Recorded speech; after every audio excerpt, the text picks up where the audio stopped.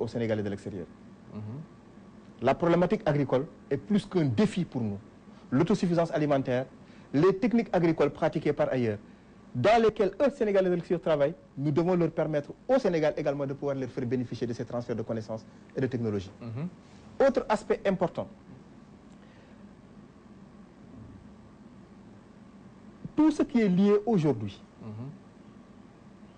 à la mise en œuvre des flux financiers qui quittent l'Europe, les États-Unis ou l'ensemble des pays qui accueillent des Sénégalais de l'extérieur vers le Sénégal, je vous l'ai dit tout à l'heure, 2010-2011, on avait commencé à constater un flux inverse, estimé à 100 milliards de francs CFA. 600 et quelques milliards qui entrent, 100 milliards qui sortent. C'est un manque à gagner.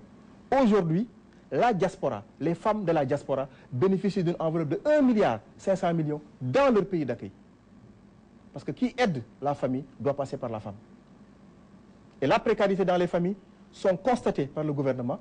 C'est là où tout à l'heure j'avais voulu vous interpeller. Parce que quand vous aviez dit, en termes d'approche à l'égard de nos compatriotes, on a comme l'impression que rien n'a été fait. Alors que nous mettons en œuvre le programme de financement des femmes de la diaspora. À un certain moment donné, qu'on avait considéré comme un fonds politique destiné aux femmes de l'APR. Que rien, c'est destiné aux femmes de la diaspora, sans exclusion. Et ces trois principes ont été corroborés par une étude que nous avons réalisée au Sénégal, qu'on appelle l'étude sur les créneaux porteurs. Concrètement, est-ce qu'il y a des exemples depuis 2012, des exemples de Sénégalais qui sont revenus ici et qui continuent de travailler? Oui, et on a réalisé un petit documentaire que je mettrai à votre disposition, qu'on a appelé le Success Story sur les Sénégalais de l'extérieur. Ils sont nombreux à être revenus, à investir au Sénégal. Parce qu'il y en a beaucoup qui ont même perdu leur job au niveau de l'Europe et qui restent là-bas dans une précarité extraordinaire. Ça, je vous le concède. Oui. Et je profite de votre tribune pour leur lancer un appel. Le peu d'expérience qu'ils ont engrangé là-bas, qu'ils ont acquis dans leur pays d'accueil, peut faire bénéficier, il faut qu'ils leur fassent bénéficier au Sénégal. Et nous les aiderons à en faire bénéficier. Mais vous comprenez qu'ils ne peuvent pas revenir comme ça, les mains vides. Je ne les invite même pas à revenir. Moi, dans la stratégie que nous mettons en œuvre, il faudrait que les migrants restent dans le champ migratoire. Oui, il ne faut pas qu'ils reviennent. Parce que on n'est pas en train de faire une course à la montre avec l'Europe, avec l'Occident de manière générale. Le niveau de développement qu'ils ont aujourd'hui, il faudrait que nous ayons des compatriotes qui sont là-bas pour alerter le Sénégal aux besoins et en faire bénéficier le Sénégal aux besoins. Donc la stratégie, c'est qu'ils restent dans le champ migratoire, mais dans des conditions décentes. Parmi leurs besoins, ces Sénégalais de l'extérieur, parmi leurs besoins, souvent est cité un domicile ici au Sénégal. Ils ont rarement accès au terrain. C'est très difficile pour eux de construire, de trouver une maison au Sénégal à partir de l'extérieur. Fort heureusement que vous me posez cette question. L'accès à l'habitat, pour un Sénégalais de l'extérieur, en tout cas un terrain à usage d'habitation, le président s'engage à leur donner gratuitement dès lors que c'est les régions de l'intérieur. Wade l'avait fait déjà. Non. Non, Wade n'a pas fait ça. Je suis désolé. Wade, ce qu'il a fait, le président Wade, ce qu'il a fait. Et heureusement, d'ailleurs, le monsieur avec qui il l'avait fait, qui avait une structure qui s'appelait Namora, est aujourd'hui sous les verrous. Ils étaient partis dans la banlieue de Dakar. Il l'a montré à la télé comme étant un extraterrestre qui nous vient de je ne sais pas où, disant aux Sénégalais de l'extérieur, vos problèmes d'habitat sont réglés. J'ai trouvé la solution avec ce gars. Toutes les coopératives d'habitat du monde des Sénégalais de l'extérieur ont fait une ruée vers le gars. Toutes les maisons qu'il a construites, une seule clé jusqu'ici n'a été remise. Il a bouffé tout l'argent. Il a été arrêté. L'approche, elle a changé. Tous les promoteurs immobiliers qui partent à l'assaut des Sénégalais de l'extérieur, leur proposant des produits sur le plan immobilier, doivent passer à la direction générale, où il y a une division habitat qui se permettra de bien voir leur projet, en quoi il consiste. Si le bail ou le titre foncier identifié est réel, si lui, il a un pouvoir financier qui lui permet de construire afin que les Sénégalais puissent en bénéficier, ainsi de suite, ainsi de suite, ainsi de suite. Ils n'ont pas directement accès aux Sénégalais de l'extérieur. Auquel cas, nous dégageons toute responsabilité. Ok. Oui, et ce respect pour le Sénégalais, globalement, sur Terre, l'Américain l'a réussi. Vous êtes d'accord? L'Américain est respecté, où qu'il se trouve sur Terre. Le Français, on peut le dire. D'autres ressortissants également, ici en Afrique. On peut prendre l'exemple d'un Ivoirien qui est plutôt protégé par son État. Est-ce que vous pouvez nous dire que c'est le cas pour le Sénégalais? Est-ce que vous savez que les troubles qu'il y a eu à Tanger, quand les Africains ont organisé une marche, la police marocaine n'a pas tiré sur les marchés. Vous savez pourquoi? Parce qu'il y avait des Sénégalais dedans. C'est la seule raison. Les Sénégalais, ils sont plus que protégés dans leur pays. C'est facile de le dire comme ça. Hein? Mais c'est facile de me dire que l'Américain est mieux protégé que les Sénégalais. Aujourd'hui, on peut trouver un septuagénaire italien qui peut se balader dans les rues de Dakar ou de Mbour avec une teenager sénégalaise, une fille sénégalaise de 19 ans, comme ça, au vu et au su de tout le monde, et ça passe. C'est pas possible. Si. C'est pas possible en Italie pour un Sénégalais de 80 ans qui se balade avec une Italienne de 20 ans. Je me permettrai de réaliser cette prochaine émission en Italie. On va montrer les images de nos compatriotes qui ont réussi leur intégration en Italie. Et vous savez que ce septuagénaire occidental dont tu fais allusion, est-ce que tu sais qu'aujourd'hui, les accords de transfert qui nous lient avec l'Espagne, c'est essentiellement eux qui sont dans nos prisons, au nombre de 35. Parce que tout simplement, ils sont dans des pratiques que nous condamnons et systématiquement, ils sont arrêtés et mis en taule. Mais jusqu'à un passé récent, ils faisaient ce qu'ils veulent. Hein? Mais c'est normal. Ouais. C'est normal. Pourquoi? Parce qu'ils fassent ce qu'ils veulent. Attends, qu'ils fassent ce qu'ils veulent. Qu'il y ait la liberté de bouger, qu'il ait la liberté de discuter avec une fille. Ce n'est pas un État qui va venir dire ne parle pas avec ci ou parle avec cette fille-là. Mais au moins protéger. La protection, c'est dans le sens où il fait une pratique qui est condamnée chez nous.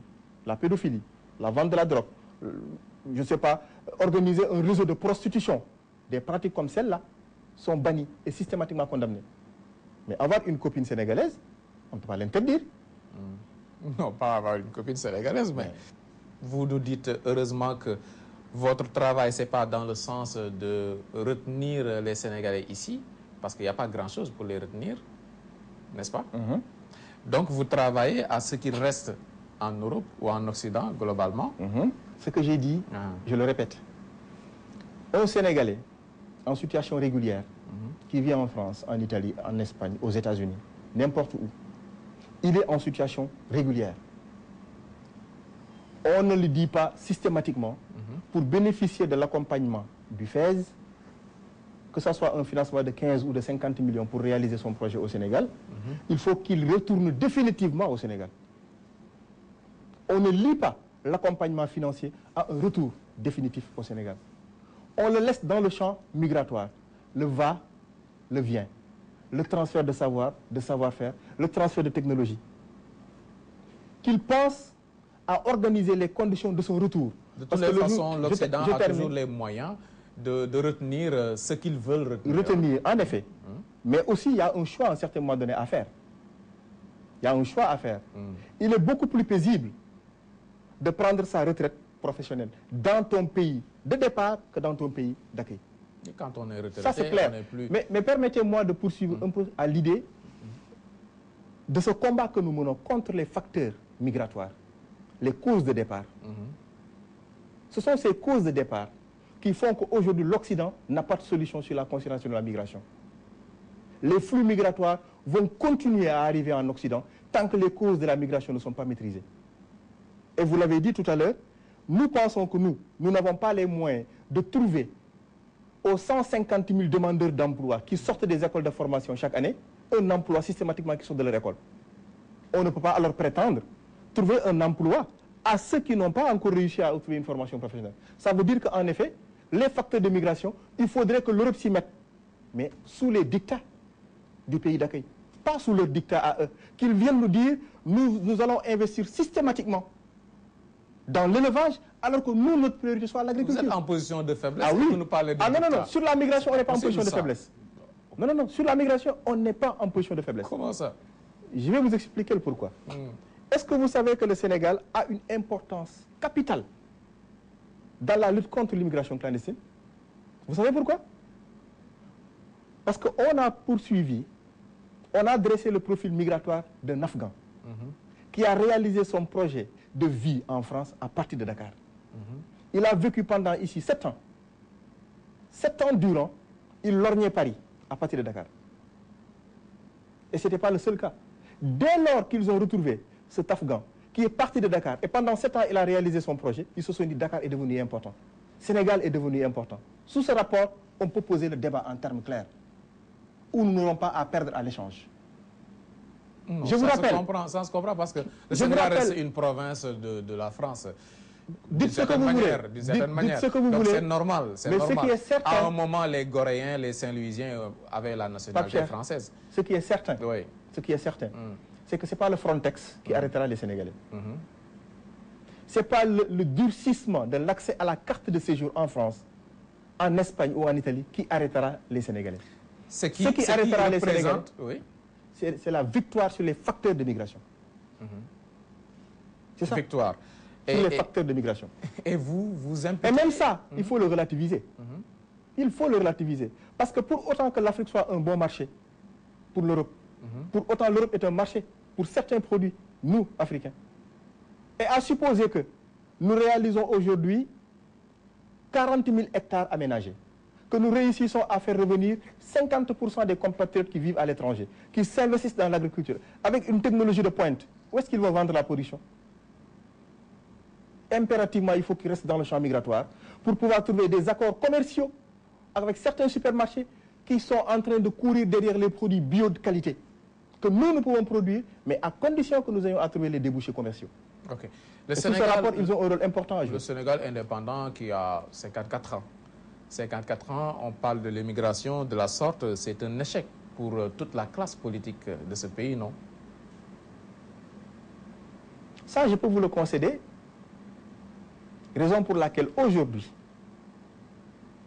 nous changeons de paradigme dans l'approche en destination des Sénégalais de l'extérieur. Ce n'est plus une approche politicienne, c'est une approche technique. Okay. La migration, c'est une science sociale. L'extérieur, c'est également la sous-région. On a fermé les frontières avec les deux Guinées, ou la Guinée-Conakry essentiellement. Il y a des Sénégalais qui sont là-bas et qui veulent revenir. Le sort de ces Sénégalais? Soumis au ministère de la Justice, au ministère de la Santé et de l'Intérieur. Il faut qu'ils soient soumis systématiquement aux tests d'entrée au Sénégal. Le comportement du Cap-Vert et du Cameroun pour faire face au virus Ebola, ils ont cherché à mettre le Sénégal en quarantaine à un moment. Pour le cas du Cap-Vert, non. Non? Non. Le Cap-Vert, ce qu'il a dit, c'est très clair. Dans tous les pays du monde où on a identifié un cas de fièvre hémorragique Ebola, tu ne rentreras pas dans notre pays un mois avant. Cameroun? Ça, au moins, c'est une question de souveraineté nationale. Même pour le Cameroun, c'est une question de souveraineté nationale. Peut-être maintenant, il faut qu'on cherche à voir exactement ce que voulait l'État camerounais par rapport à cette stratégie qu'ils ont développée. Parce que ça fait juste 3-4 jours où nous avons reçu l'ambassadeur du Cameroun qui nous a présenté une note verbale qui va aux antipodes de ce que la presse a relaté. Mais au même moment où les Guinéens nous en veulent parce que nous avons fermé nos frontières, c'est un sursaut de protection nationale. C'était un devoir de protéger les Sénégalais à l'intérieur du pays. Entre le Sénégal et la Guinée, ça peut se comprendre. Oui. Mais un cas importé de virus Ebola à Dakar, le Cameroun qui refoule qui interdit des vols venant de Dakar vers Yaoundé, c'est exagéré, non? Oui, c'est exagéré. C'est ce que j'ai dit tout à l'heure. C'est pour cette raison que l'ambassadeur est venu vers nous. L'ambassadeur du Cameroun est venu. Vous l'avez convoqué ou il est venu? Non. Il est venu de son propre gré. Où il a présenté une note verbale pour mieux expliciter la position du Cameroun par rapport au Sénégal. Oui, et ça a été plus que clair. Parlons du Sénégal. Revenons chez nous. Ne faisons pas comme les Modou qui restent toujours là-bas. Donc, pour parler du Sénégal, il y a le Hajj, le pèlerinage à la Mecque. Nous avons notre quota est estimé à un peu plus de 10 000 pèlerins. Nous n'arrivons même pas à avoir 3 000 pèlerins. Ça dénote de la difficulté financière des Sénégalais présentement. D'accord, je peux vous le concéder. Mais au moins, il faut accepter une chose. Pour autant que nous n'arrivons pas à respecter ce quota de 10 000, au moins, tous les fonctionnaires, l'année dernière où on a respecté les quotas de 10 000, l'avant l'année dernière, en 2000, les fonctionnaires percevaient leur salaire. On avait des Mauritaniens pour remplir les places. Des